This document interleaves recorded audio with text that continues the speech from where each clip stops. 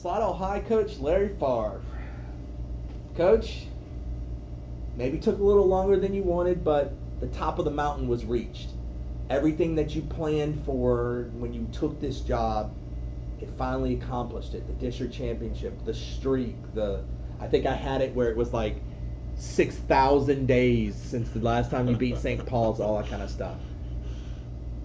How do you stay atop the mountain and maybe climb higher on the mountain?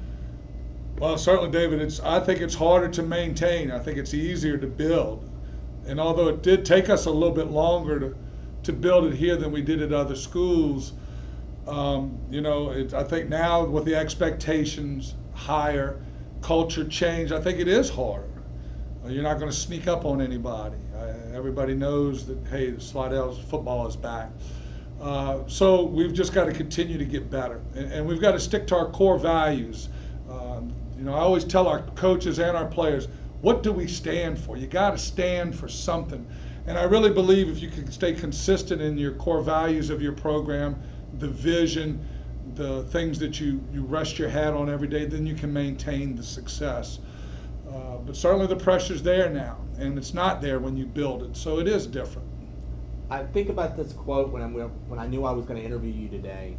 Jerry DiNardo had an interesting quote one time when he was on the Big Ten Network. He said, "It's easy to go from 3-7 to 8-2, or 3-7 to 6-4.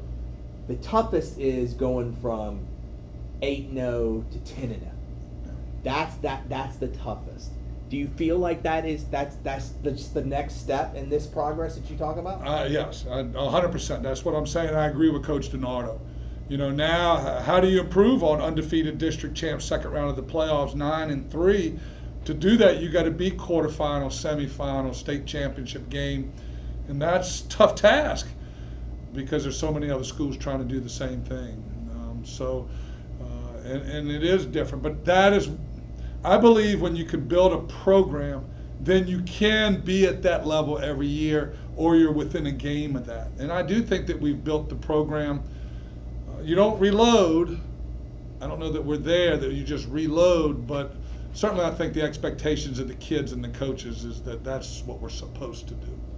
From a coach standpoint, I asked Hutch this question about when he got an offensive coordinator. Does he have the ego to be able to give it up? So I'm going to ask you from an ego standpoint, have you ever caught yourself being complacent yet, going, all right, I did what I was supposed to do. I brought Slidell High back.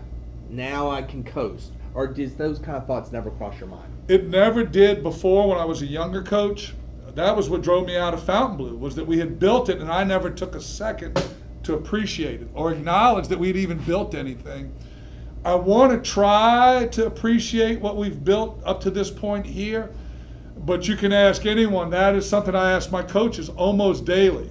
Is the glass half full or is the glass half empty? Are we given ourselves false expectations, or have we really arrived? And that's to be seen. But certainly I'm very conscious of that, and I'm always worried because I'm a worrier. I wake up at 3 in the morning every night worried about what's good, what's bad. And that is a concern, that we don't get complacent, that we're not saying, okay, well, now that we've accomplished this, we can kind of rest a little bit. And I am very conscious of that and doing everything I can to make sure that that doesn't happen. Playing on your glass half full, glass half empty, let's start talking about the 2019 Tigers. When you think of glass half full and probably glass overflowing, it starts with you with Harlan Dixon in the backfield. Yeah. He can do so many different things. Arguably one of the best overall offensive players in the state of Louisiana for the class of 2020. Before we talk about what he's going to do, what's the final step for him in his prep career? I mean, is there anything like, hey, Harlan, we'd like to see you do this on the field? Or is it more just keep doing what you're doing? I think he would tell you the same thing. It's more the team goals, taking the team further. We try to pass that on to our senior classes about leaving it better than you got it. And this senior class for 2020, they know that's a tall task for what this senior group that left here last year left them. Harlan has worked. He's I don't know that anyone in our program has outworked him in the off season. He's not rested on his laurels or all his press clippings from last year one bit. He set high goals for himself, but he's setting high goals for his team. And I think when you talk to him, it's all about the team. So how do you do more than first team All-State as a junior or all Metro or, these things? It's going to be really hard individually to improve on any of those things. So I like his attitude. Let's make the team better than last year. And that's been his approach. He's handled it so well. And then with all the recruiting, he didn't just want it for himself. He has tried to use his moment to open doors for fellow seniors or underclassmen. So I guess the way to improve on all that is by making the team and the family better. I want to tap in on the 3 a.m. wake up Larry Favre guy here for a second. Can he get better in terms of just what he does on the field or different ways y'all can use him? Can he improve? Or are there things where it's like, well, you haven't seen this yet? He's a totally different body. So he's a better player. So yes, I think he can. I think he can stand out even more. That's what he did in the spring game. That's what he's done in our summer 7-on-7s. He has been the best player on the field so far in 2019 in our spring and summer works. I think he can. We certainly can use him more as a receiver outside. Oh, but we did that last year. So, we're going to move him all over the field. He might even be at some quarterback this year. But when you see his body and you see the physique and you see the physical dominance, he is a better player than he was as a junior. Talking about a junior, you're handing the keys over to a new quarterback. Since you've been here, you've really had a guy where and we're going to watch and we're going to grow up with Wayne Griffin. We're going to watch and we're going to grow up with Jacob Guidry. Now that process has begun again with a John Autry. What have you seen out of him so far? What have you liked? And what do you hope he can continue to try to improve upon? I tell you, he has come as far anyway. John and I had a tough freshman year. Coach-player relationship wasn't real good, but he has really grown. And his growth, his maturity is what has impressed me the most and is what I'm most proud of. He has really grown into that role. I really doubted that when he was in the 9th grade, that he could do that, but he has, and he deserves all the credit and props for that. He's had a great summer. I think with Harlan back, with some of the other, Jordan Smith, some of the other skill back, 3 out of the 5 on the offense, he can't get us beat. He's got to be a great game manager, and he's done that. Where he's got to improve is in the red zone. That's where you really got to be the game man. You can't we got a great kicker coming with junior Matt Riley. So if we can get in the red zone, we can always score points. He's got to be really good as a game manager. He doesn't have to win the game like Griffin did. He doesn't have to win the game like Guidry did. He's just got to keep us from getting beat. Is that the first step? Maybe these first couple games this season, it's, hey, you know what? Just keep the tie.